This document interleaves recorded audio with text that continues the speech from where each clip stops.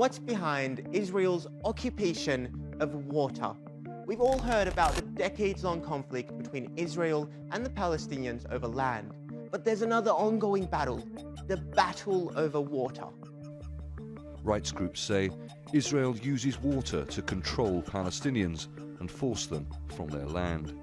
Since 1967, Israel has controlled pretty much all the water west of the Jordan River, and that has had dire consequences for Palestinians. The Washington Post recently reported that one of the world's oldest cities, Jericho, could see its famous bananas go extinct. That's because Palestinian farmers don't have access to enough water to feed their crops.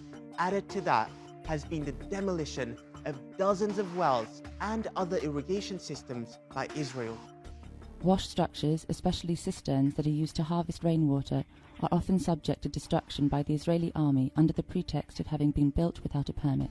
Dozens and scores of demolition orders issued by the Israeli army against water facilities, notably water cisterns which Palestinian villagers build in order to collect rainwater. And this has made Palestinians heavily dependent on buying water from the Israeli state-owned water company, Mekorot, which they can't afford. Water is the elixir of life. Israel spans across an arid desert where water flows in taps, homes, irrigation systems, and industrial pipes, thanks to Mekorot, the national water company. It's precisely because Israel knows that water is the elixir of life, it wants to control it. Two of the main sources of water in the occupied West Bank is the Jordan River and the mountain aquifer. Both of these water sources are transboundary, which basically means under international law, they should be shared equally. But Israel restricts Palestinians from accessing water from the Jordan River. And as for mountain aquifer, Israel consolidated its control in the 1995 Oslo II interim agreement, which many blasted as one-sided. The agreement granted Israel 80% of access to 3 aquifers, and Palestinians were supposed to get 20%. It was a clause that was supposed to be terminated in 5 years, but 25 years on, it's still in place. The issue is denial of access to the resources, whether for surface water in the case of the Jordan River Basin, or to the water underneath our feet in the West Bank or in the coastal aquifer in Gaza. The scarcity of water has forced many Palestinians to leave their land and look for livelihoods elsewhere, like what's happening in Jericho. And it's no surprise that Israel's water policies are speeding up its process of territorial expansion, benefiting illegal settlers more than anyone else.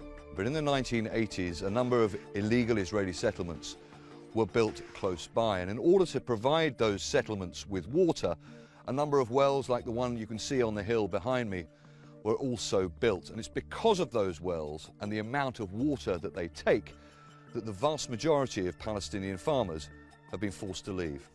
According to the UN body in charge of humanitarian affairs, Israelis have access to around 300 litres of water per person per day, and Palestinians in the occupied West Bank consume on average 73 litres. That's well below the World Health Organization's minimum standard of 100 litres. And I haven't even got to Gaza yet, where 90 to 95% of the water supply is contaminated and unfit for human consumption.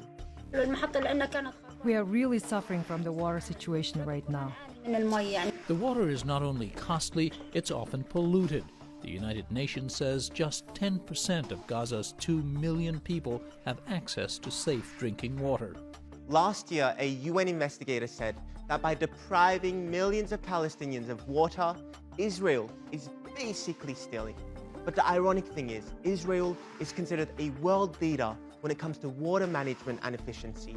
It's even got a catchy nickname, a superpower of sustainability. Through a combination of recycling, conservation, and most recently, desalination technology, removing salt from salt water, Israel not only has plenty to drink, but potentially plenty to share. As an occupying power, Israel has a responsibility to ensure the dignity and well-being of the Palestinian people. But Israel's weaponization of water has had the opposite effect. and it seems to have been a deliberate plan to force Palestinians off their land.